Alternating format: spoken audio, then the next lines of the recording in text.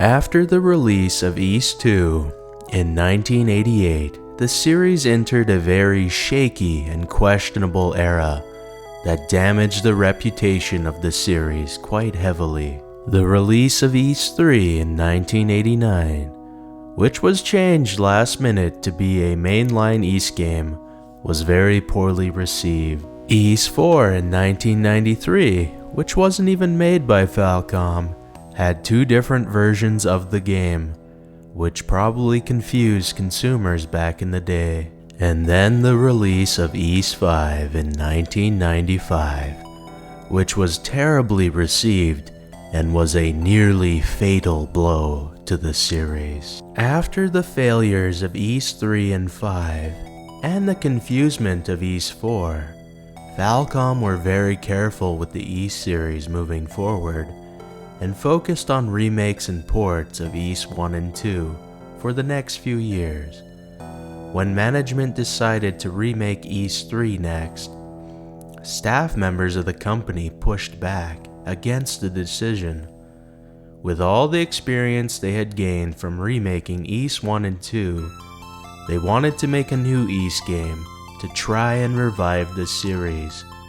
Surprisingly, management caved into this desire from the employees, but with the condition that the Ys 3 remake would be the next project after this new Ys game. With this surprising green light from management, the employees with great excitement and passion started developing the game that would revive the Ys series. Ys 6, The Ark of Nepishtim, released in 2003 and was the first new game in the series since 1995, meaning it had been 8 long years that fans had to wait to experience a new adventure by Adol Christin.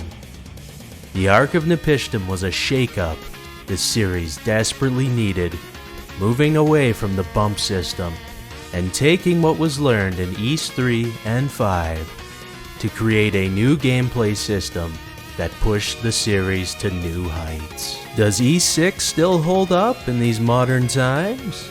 Enough with the flapping of my mouth. Let's get down to business. In this video, I'll be going over the gameplay, the music, the story and lore of Ys 6, as well as something that I've never done before in a video.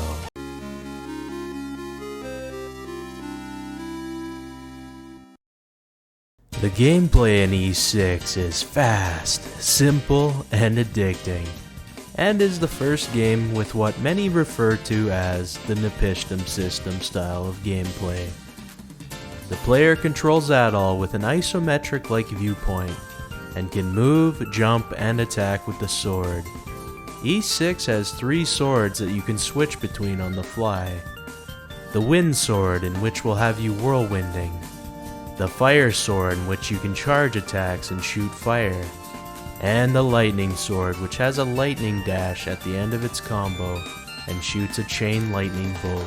Since this is the first of its system, it doesn't quite have the refinement that Oath and Felghana or Origin had.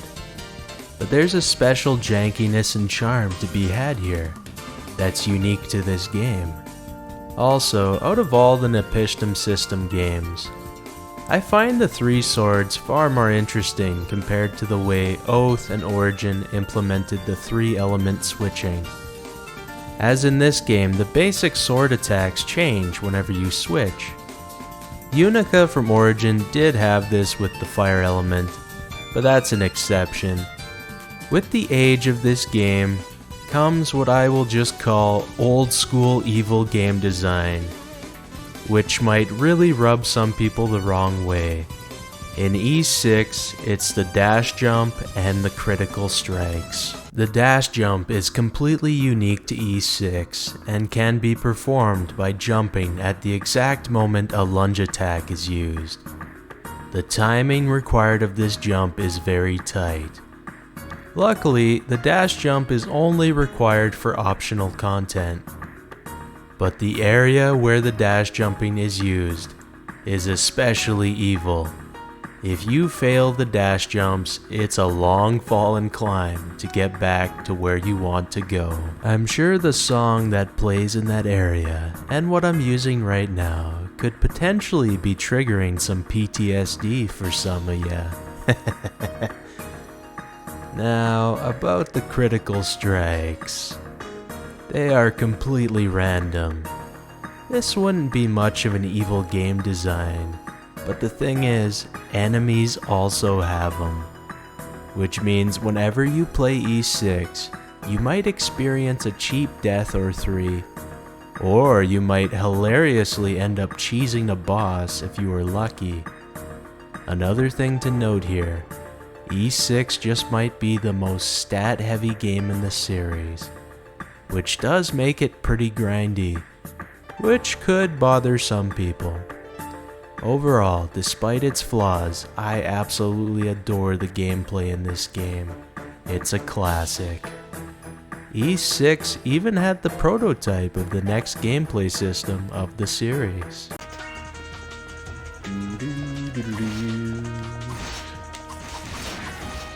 Oh yeah, they don't even like fight. This right here is the prototype party system, ladies and gentlemen.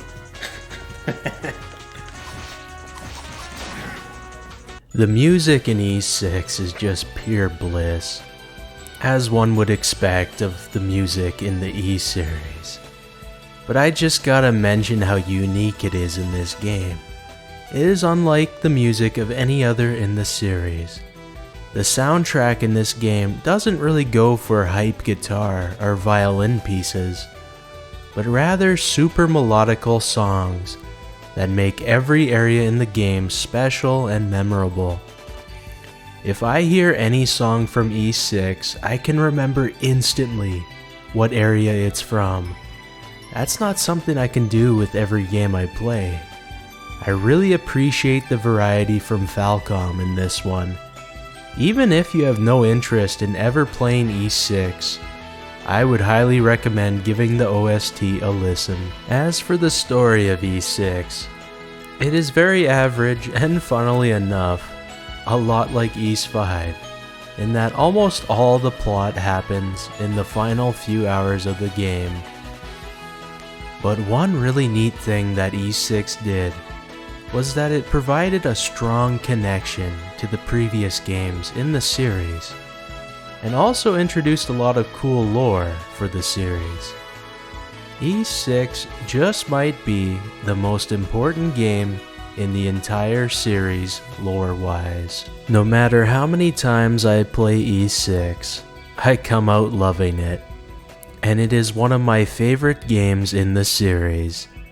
I know that objectively, it's not one of the best games in the series, but this game just resonates with me so much, and I can't help but love it. So after the troublesome era of Ys, this game entered the market with an, at the time, fresh new combat system that was fun to play, highly enjoyable and unique music, and a story and lore that connected all the previous games in the series together.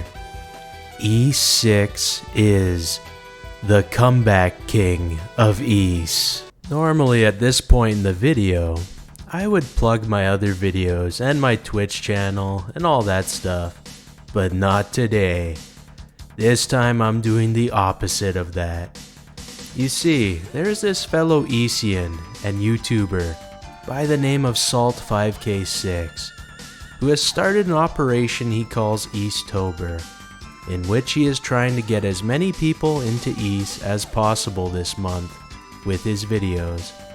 Now I made a comment on his first Eastober video, saying I'll join his crusade in spirit, but I figured I can at least try to do more than that. Now in that comment I mentioned impressions. What is an impression on YouTube, you may ask? An impression is whenever YouTube recommends a video to someone, whether it be on their homepage or suggested videos. The more views a video has, the more impressions YouTube will send out to people. And so, this is a call to action, brothers and sisters. watch this video that I'm going to link in the description, and let's get the hamster wheel of impressions revved up at full throttle for his video. Let this be the rise of Easttober.